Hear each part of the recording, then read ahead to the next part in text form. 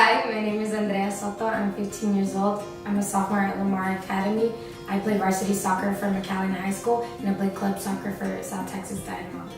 I've been playing soccer ever since I was 4 years old, and ever since then it's been one of the most important parts of my life. Coming into freshman year, my goal, my dream was to be on varsity as a freshman, but unfortunately I had a setback when on the last game of my club season I got injured. It had been the last game after several games, back-to-back games with little recovery time. I had no time to stretch and my body was exhausted, leading to me to the hyperextension of my right knee, which led to me tearing my ACL. But I had no idea that it was torn, so 2 weeks went by, and on one of the last days of Mac High tryouts for soccer, I jumped, and when I landed, I felt my knee completely give out under me, and that's when I knew something was wrong. So about 6 weeks after that, I got my surgery, and I was told that it would take 9 to 12 months before I could play soccer again, so basically an entire year. So I got my surgery, and I immediately started therapy after that, and therapy to basically learn how to use my knee again, to learn how to walk, to strengthen the new ligament.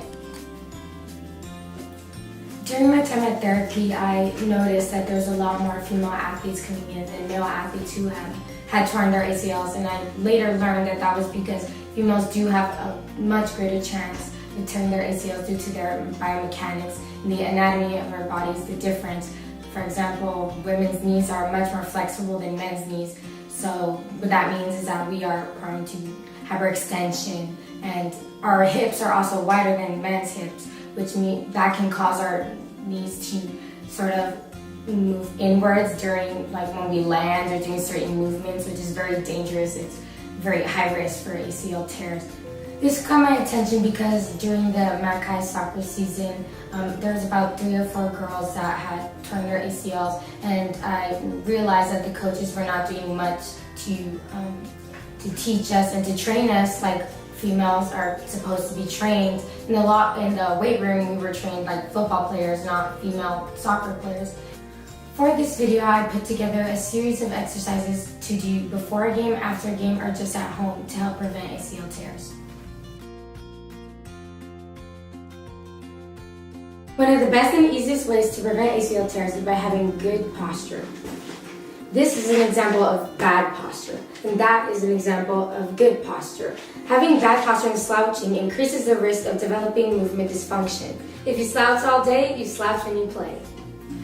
So their first exercise is a deadlift. They're going to go all the way down and come right back up, and everything will stay in line.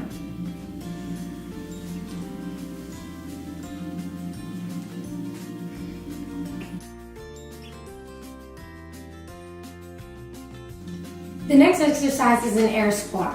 When you do an air squat, you need to be very careful that you have the correct form.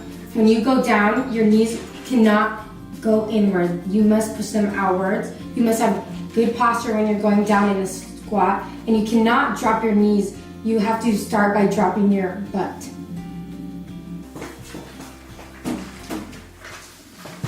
Make sure your knees don't pass your toes.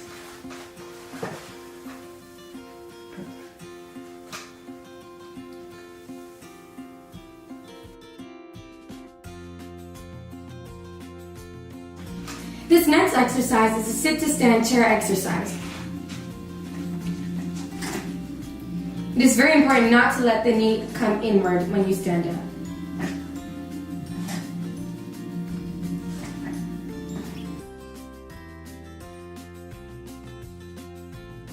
The next exercise is a kettlebell squat, but if you don't have a kettlebell, you can use a medicine ball. So basically what you're going to do is a squat, an air squat, but instead you're going to have a kettlebell or a medicine ball. You're going to go down, you're going to bring it up, and you're going to come back down and put it down. Make sure your knees stay outward at all time and your knee does not pass your toes.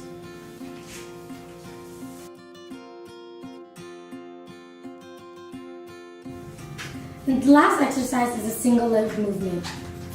So she's going to do a one-legged squat, and all of the weight is going to be on this leg that you will be going down. Do not let your knee come in.